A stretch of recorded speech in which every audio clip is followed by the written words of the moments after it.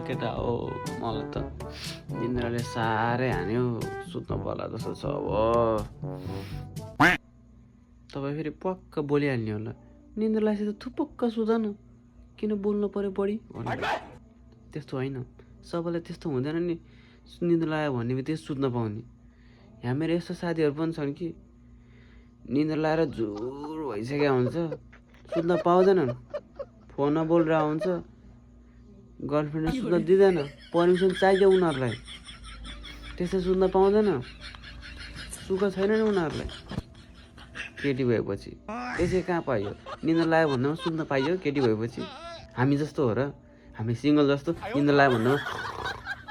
गर्न पाइने पाइँदैन नि उनीहरू त भन न